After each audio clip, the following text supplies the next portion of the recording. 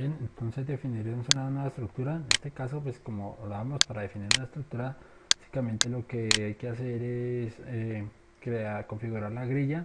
Después de configurar la grilla, podemos ya crear, definir materiales. En el caso de que vayamos a definir un nuevo material, eh, definir las secciones. En el caso de que vayamos a definir una nueva sección, y una vez con secciones y materiales, pues ya podríamos empezar a crear nuestros puntos y nuestras barras. En este caso vamos a generar una estructura muy sencilla, muy rápida. Vamos a activar el por su cursor para que nos quede algo simétrica. Entonces podríamos eh, generar una cercha sencilla con el fin de mostrar el funcionamiento. Eh,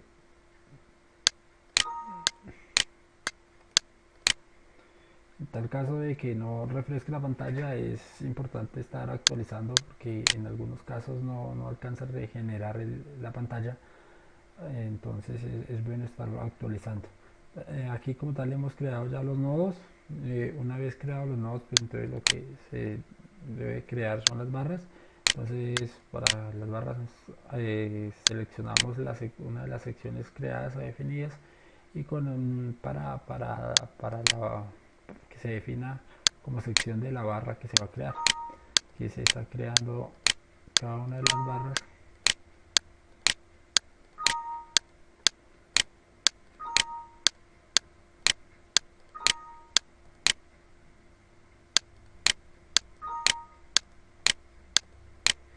Estos errores de dibujo se causan por el gráfico que no se ha regenerado.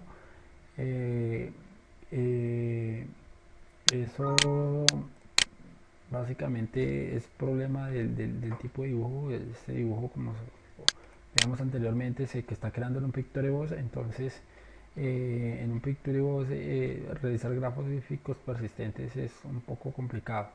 Para que el gráfico quede fijo y se refresquen todos estos errores de dibujo, se debe actualizar constantemente la pantalla.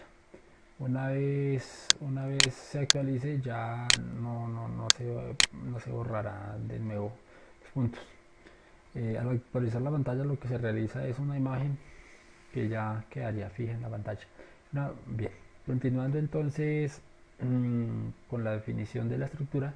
Una vez creados nuestros puntos y nuestras barras, lo que podemos hacer es editar los puntos para colocar las restricciones. Entonces, editando con el botón de editar, se selecciona el punto y acá podemos restringir los desplazamientos o los grados de libertad que tiene. Eh, ya lo restringimos. Creo que se actualizó para que se dibuje el apoyo. En este caso vamos a editar esto también y vamos a darle una resolución en Y. Actualizar. Bien, así igual se puede hacer con cualquier tipo de estructura. Se define de esta forma se define su geometría. Otros puntos a definir también en la estructura son los casos de carga, como veremos. Entonces, inicialmente el programa ya crea unos casos de carga, eh, unos casos de carga predeterminados, los cuales se pueden utilizar. También las combinaciones de carga, aquí sí, pues se deben crear las combinaciones según lo que se necesite, según lo que necesite el programa o el cálculo. Una vez creadas las secciones y las combinaciones, se pueden asignar las cargas. Eh, Aquí podemos asignar una carga nodal o podemos asignar las cargas del peso propio. Para asignar las cargas de nodales, simplemente venimos a esta ventana y podemos teclear los números del número de nodo al que se le quiere aplicar la carga. En este caso, como no lo vemos, podemos seleccionarlo.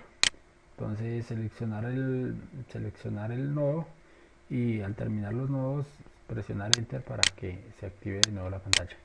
Selecciono el nodo 2, selecciono el nodo 4, selecciono el nodo 3 y presionamos enter para que nos devuelva la pantalla con los nodos seleccionados. Aquí aplicamos el caso de carga al que le queremos asignar esa carga, la magnitud y la dirección en el eje X o el eje Y. Digamos que Y. Entonces aquí podemos escribir o no una descripción. Aceptar. Bien, aplicando aceptar ya automáticamente está adicionada esa carga. Para ver que se ha adicionado podemos ver, el menú ver, cargas asignadas y asignamos el de aceptar. Entonces ya vemos aquí nuestras cargas asignadas. Ver, cargas asignadas, aceptar. Bien, entonces tenemos nuestras cargas. También podremos asignar cargas por peso propio. Para esto simplemente hacemos clic en el comando y automáticamente ya ha asignado cargas. Para ver qué cargas se han asignado, pues simplemente ver cargas asignadas y cargas de peso propio. Entonces aquí vemos también ya las cargas que se han asignado al peso propio. Aquí se están confundiendo con las cargas ya antes, entonces vamos a actualizar para que solo nos deje la estructura alámbrica y ver cargas asignadas el peso propio. Aceptar. Acá nos está mostrando las cargas que he asignado, son cargas verticales. Sin embargo, como son tan pequeñas y el factor de escala, deberíamos aumentar el factor de escala para que podamos apreciar el dibujo. Ver, cargas asignadas, peso propio.